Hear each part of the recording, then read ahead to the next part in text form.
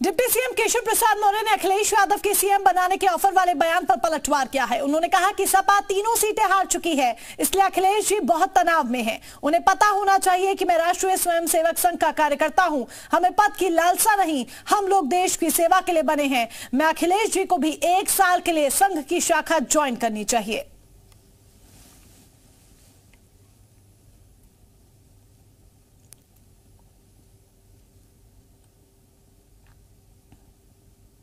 में एक बार फिर समान नागरिक संहिता की बात होने लगी है। इस पर बात करने के लिए हमारे साथ उत्तर प्रदेश के उप मुख्यमंत्री हैं केशव प्रसाद मौर्य जी। केशव जी, सबसे पहले बात करें तो गुजरात में चुनाव चल रहा है, दिल्ली में भी चुनावी माहौल है। अब फिर से आपके पार्टी के नेता समान नागरिक संहिता लागू करने की बात कर रहे हैं। मध्य प्रदेश के मुख्यमंत्री शिवराज सिंह चौहान ने कहा कि वो एक कमेटी बनाने जा रहे हैं समान नागरिक संहिता के लिए। तो सवाल ये है कि चुनावी माहौल के वक्त ही आप लोगों को समान नागरिक संहिता याद आती है?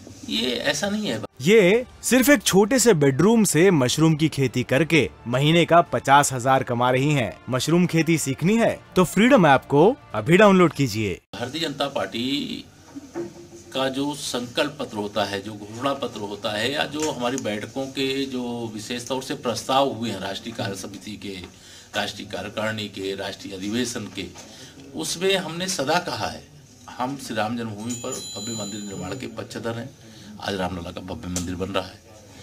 हमारी पार्टी ने कहा था कि हम जम्मू कश्मीर से धारा 370 को हटाएंगे, धारा 370 हट गई। हमने कहा एक देश में एक कानून यानी समान नागरिक संहिता की भारतीय जनता पार्टी पक्षधर है।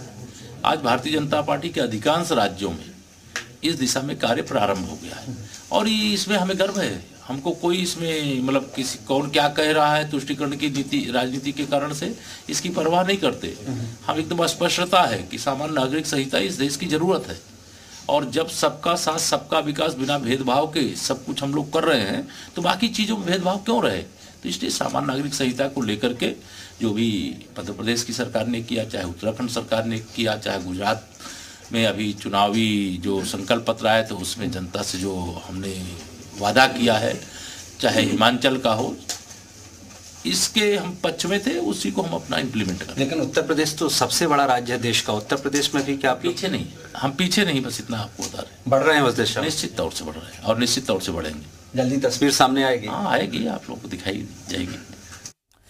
ये सिर्फ एक छोटे से बेडरूम से मशरूम की खेती करके महीने का 50,000 कमा रही हैं। मशरूम खेती सीखनी है तो फ्रीडम ऐप को अभी डाउनलोड कीजिए।